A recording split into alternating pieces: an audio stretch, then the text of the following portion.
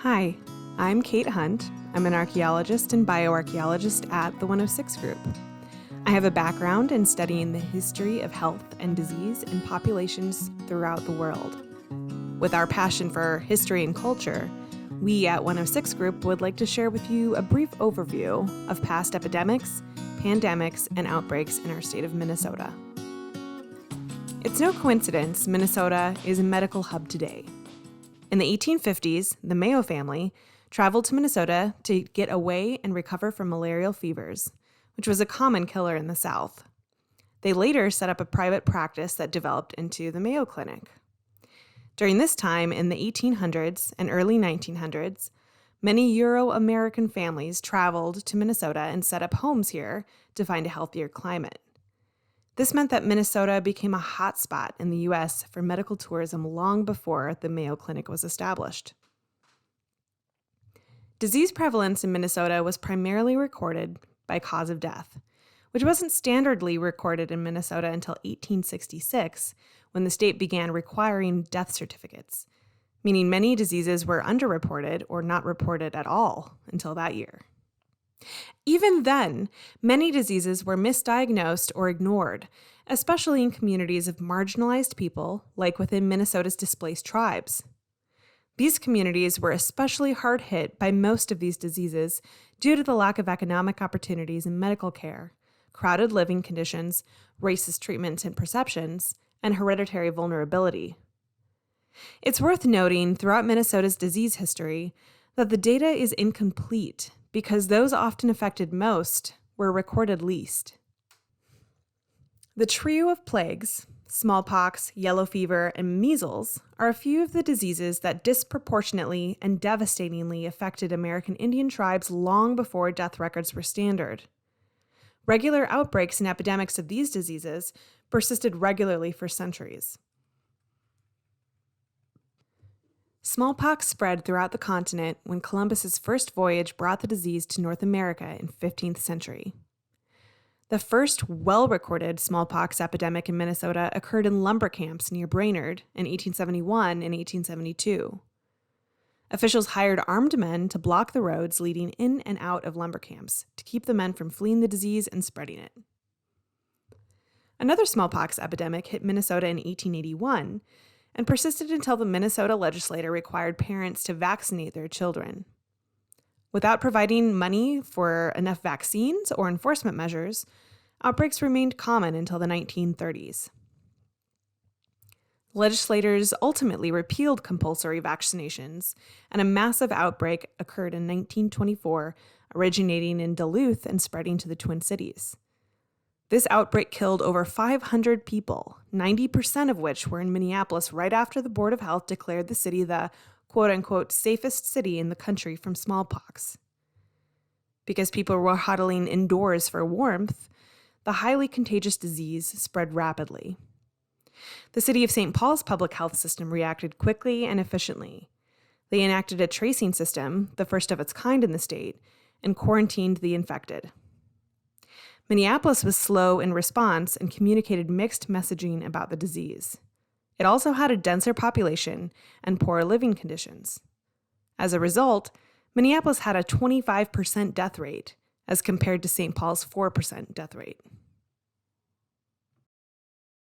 The first measles epidemic on state record was during the winter of 1850, when measles ripped through the Sandy Lake Ojibwe encampment, and as many as 150 Anishinaabe people died in a very short period. Another measles epidemic occurred in the winter following the U.S.-Dakota War of 1862, when 1,600 Dakota were imprisoned in a concentration camp at Fort Snelling. The epidemic killed more than 300 Dakota that winter, and many others died in the poor conditions. Diphtheria outbreaks and epidemics were common in early U.S. history. It primarily affected children and caused 6% of all deaths in Minnesota in 1888. Most families accepted mild diphtheria like we've grown to accept the seasonal flu today. Often diphtheria would pop up in a town and then disappear as quickly as it appeared. But in 1880, a devastating epidemic occurred in Walnut Grove, Minnesota, when a virulent and deadly strain of black diphtheria ripped through the town, household by household. The epidemic killed over half of the townspeople, most of them children. Cholera epidemics in Minnesota were common in the 1700s and 1800s, when water sanitation wasn't a priority and prompted the first refinement of sanitation systems in Minnesota. In the 1850s, thousands of immigrants from the South were traveling up the Mississippi River in steamboats, fleeing disease and seeking land and opportunity. Cholera outbreaks became common on the steamboats since most packed people tightly on the lower deck, and the primary water source was often a communal barrel of water, which was contaminated with fecal bacteria most of the time. The only hospital in the state was still being built, so there was no place for cholera patients to be seen and treated. An old log chapel, built in 1841 and used by the Sisters of St. Joseph, was converted into a cholera hospital in 1854, and thus became the first hospital in the state by emergency. In the summer of 1898, 400 members of the 15th Minnesota Volunteer Infantry were infected with typhoid, another fecal oral bacterial disease, while stationed at the Minnesota State Fairgrounds. Soldiers succumbed at an average rate of 20 per day, and water tests found fecal matter in the fairground water tanks. Ultimately, the epidemic lasted for 3 months and hospitalized 400 men. 18 members of the regiment died from typhoid. The typhoid and cholera epidemics raised concerns about public health in Minnesota and nationwide. Cities around the U.S. then began chlorinating public water, and Minnesota was nearly able to eliminate the disease by 1910. In 1935, the Minnesota Board of Health identified asymptomatic typhoid carriers who were able to spread the disease unknowingly. The board forbade them from working in food services, meaning many carriers were unable to support themselves or their families. The board then offered carriers monthly stipends to those who couldn't work. This decision was an early building block of disability services today. Tuberculosis, or TB, is another bacterial disease. TB outbreaks were common from the 1850s to the 1950s in the U.S. and are still common throughout most of the world. TB, often referred to as consumption at the time, spread rapidly among the American Indian tribes, and between 1877 and 1899, TB was the cause of at least 20,000 recorded deaths in the state. For many of those years, it was the leading cause of death. During this point, Minnesota became a popular destination to recover from TB, and the state promoted its healthy air to the rest of the country. At that point, the death rate from TB was 1/5 that of Massachusetts, so the state had reason to believe that the climate was beneficial to TB sufferers.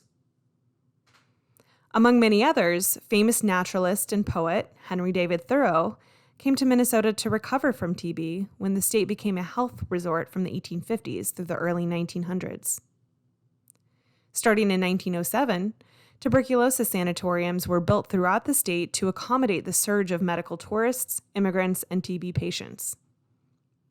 In 1947, mobile chest x-rays were employed throughout the state, and by 1950, a third of Minnesota's population had been x-rayed. Many cases of TB, lung cancer, and other lung conditions were diagnosed during this period.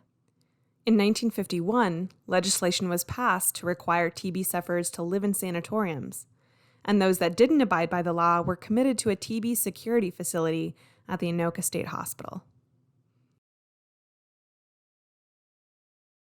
Leprosy was a major concern in the U.S. in the 1800s and early 1900s, with many of the affected being Norwegian immigrants. Because so many Norwegian immigrants made their homes in Minnesota, a Norwegian physician named Gerhard Armauer Hansen traveled to St. Paul in the 1890s when there were 50 known cases in the state. He was able to prove that leprosy was bacterial and infectious. Antibiotic treatment for leprosy was then formulated in the 1940s and 70s, and cases of leprosy dramatically decreased. There were several influenza pandemics that affected the U.S., but the 1918 influenza pandemic was the most harmful in Minnesota's history. Although it's sometimes referred to as the Spanish flu, most experts agree that it likely originated in Kansas on a hog farm.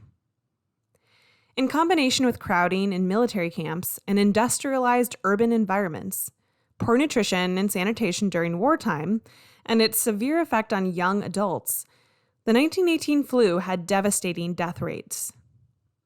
50 million deaths were recorded worldwide, and over 10,000 of those deaths were recorded in Minnesota. Notably, American Indian communities were particularly affected. The first Minnesota case was reported in Wells, Minnesota, by a soldier traveling home on leave. Within a couple weeks, the state hospital at Fort Snelling had admitted 850 sick with influenza.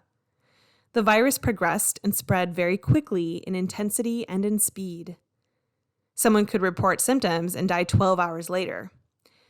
It's likely that the influenza strain was present in the state earlier, but went unreported because U.S. newspapers were under wartime censorship. The State Board of Health made many efforts to stop the spread, mandating the use of handkerchiefs and gauze masks, and discouraging spitting and sharing cups and utensils. They dissuaded the crowding of people by banning parties, meetings, and funerals, and by closing all public buildings and gathering spaces. For a time, they even shut down elevators in buildings with less than 7 floors to keep people from being in enclosed areas. But most of the communication from health officials sent mixed messaging, which resulted in confusion and further infections. In a way, the 1918 flu pandemic never ended. It just mutated and evolved in a process called antigenic drift. The 1918 flu virus was an H1N1 strain, and every seasonal flu and new flu virus today is a direct descendant of that strain, including avian flus and the flus we get vaccinated for every year. The polio epidemic hit the country in 1946, with the first cases recorded in 1916. In the early 1940s and 50s, polio was one of the most widespread and devastating childhood diseases in the world. Young people with polio traveled from across the globe to be treated in Minnesota at the Sister Kenny Institute. Sister Elizabeth Kenny was an Austrian nurse who settled in Minnesota in the 1930s and focused her career around treating kids with polio using new methods of physical therapy. She founded the institute in 1942 as a rehabilitation-based treatment center for polio patients and a training center for nurses and physical therapists. She then expanded it to include general rehabilitation medicine after the Salk polio vaccine was developed in 1954. Sister Kenny's pioneering work in Minnesota during the polio epidemic not only shaped the standard treatment for the disease, but influenced rehabilitation medicine in general. And that concludes this very brief look into the history of some of the epidemics, pandemics, and outbreaks in Minnesota that shaped our world today. Feel free to get in touch if you have any questions or would like to learn more about our work at 106 Group.